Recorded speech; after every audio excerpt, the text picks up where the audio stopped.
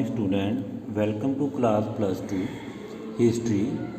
जिमें कि बेटा आप जानते हैं पहला भी आपने फस्ट टर्म के मैप रिवाइज किया सी, वो सीगे बंदा सिंह बहादुर तो श्री गुरु गोबिंद सिंह जी वाले। तो हुण सैकेंड टर्म के बेटा आप जिहड़ा करना, सब तो पहला मैप करना बेटा पहला एंगलो सिख युद्ध, जिहदे विच लड़ीवार आपां लड़ाइयां नूं एक्सप्लेन करांगे। इहदे विच पहले एंगलो सिख युद्ध दे विच 5 लड़ाइयां होईयां। किहड़ियां-किहड़ियां? मुदकी की लड़ाई, फिरोज शाह की लड़ाई, बद्दोवाल की लड़ाई, अलीवाल की लड़ाई ते सभराओ की लड़ाई।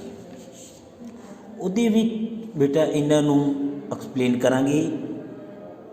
पहला एंगलो सिख युद्ध कदों लड़िया गया ते किहनां विचकार लड़िया गया? असल दे विच पहला एंगलो सिख युद्ध 1845 तो 1846 ईस्वी विच अंग्रेज़ां ते सिखां विचाले युद्ध लड़िया गया। इस युद्ध के जिहड़े मुख स्थान ने हेठ लिखे हैं। किहड़े स्थानां ते लड़िया गया? सब तो पहला मुदकी की लड़ाई। मुदकी की लड़ाई बेटा सिखां अते अंग्रेज़ां विचकार पहली लड़ाई 18 दसंबर 1845 ईस्वी नूं मुदकी नां के स्थान पर हुई। इस स्थान विच सिख सैना की अगवाई लाल सिंह अते अंग्रेज़ी सैना की अगवाई लॉर्ड ह्यू गव कर रहा सी। लाल सिंह की गद्दारी कारण सिख फौजां नूं हार दा मूँह देखना पिया। किवें? जिहड़ा लाल सिंह असल दे विच सिख सैना का नेता सीगा, वो दोगला बंदा सी। पहला तो वह सिख सैना की अगवाई कर रहा सी, दूजा जिन्हां नाल लड़ाई करनी है अंग्रेज़ां दे नाल उन्हां दा भी साथ दे रहा सीगा। जिहड़ी सिख कौम दे विच कोई गलबात हुंदी सी, वो जाके अंग्रेज़ां नूं दस दिंदा सी, जिहदे करके वो बहुत ही गद्दार बंदा निकलिया, जिहदे करके सिखां नूं हार दा मूँह देखना पिया। दूजी बेटा फिरोज शाह की लड़ाई। दूजी फिरोज शाह की लड़ाई बेटा 21 दसंबर 1845 ईस्वी नूं सिखां अते अंग्रेज़ां विचकार फिरोज शाह विखे दूसरी लड़ाई लड़ी गई। इस लड़ाई विच सिख सैनिकां दी अगवाई लाल सिंह अते तेजा सिंह कर रहे सन।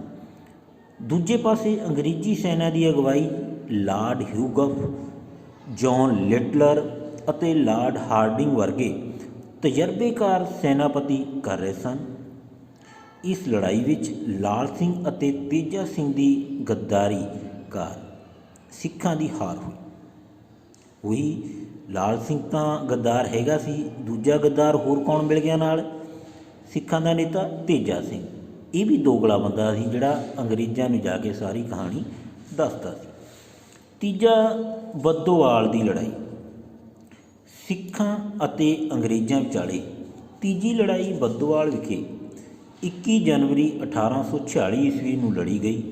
इस लड़ाई विच सिख सैनिकां की अगवाई सरदार रणजोत सिंह मजीठिया अते अंग्रेज़ सैनिकां की अगवाई हैरी स्मिथ कर रहा सी। इस लड़ाई विच अंग्रेज़ां नूं लड़ाई का मैदान छड्डण लई मजबूर होना पिया। क्यों?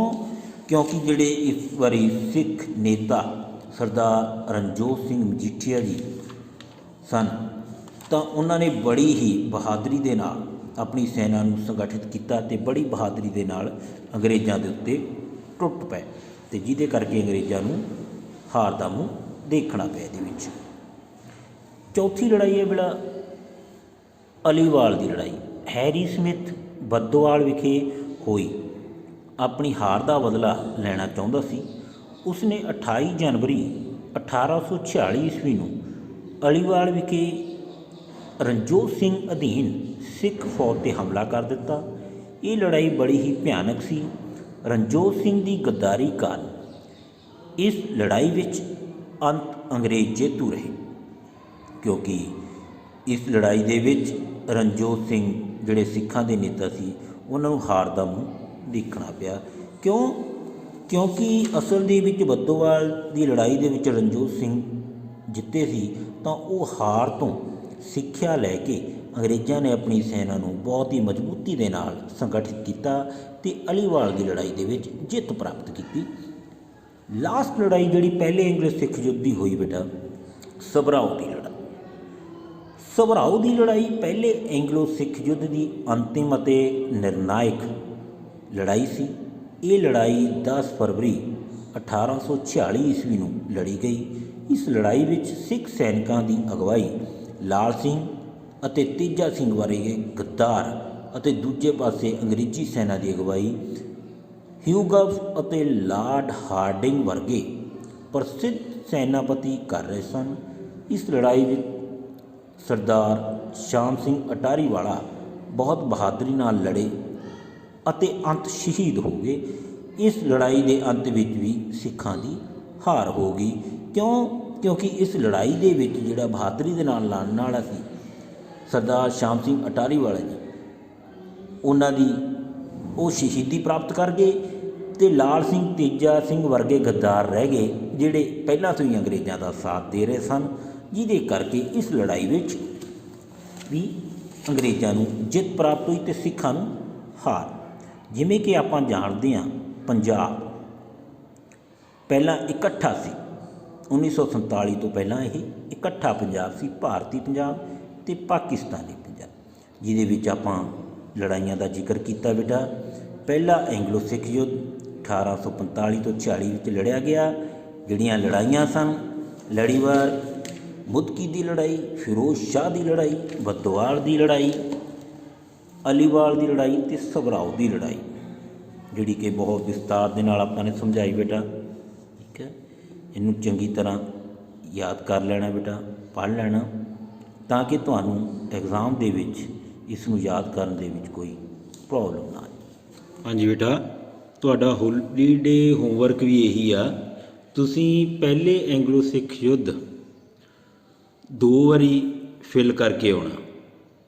ਇੱਕ ਬਲੈਂਕ ਮੈਪ ਲੈ ਲਿਓ, ਉਹਨੂੰ 2 ਵਾਰੀ ਫਿਲ ਕਰਕੇ ਲੈ ਕੇ ਆਉਣਾ। ਇਹੀ ਤੁਹਾਡਾ ਹੋਲੀਡੇ ਹੋਮਵਰਕ ਆ, ਅਤੇ 2 ਵਾਰੀ ਹੀ ਲਿਖ ਕੇ ਲੈ ਕੇ ਆਉਣਾ। ਓਕੇ ਬੇਟਾ, ਥੈਂਕਸ ਬੇਟਾ।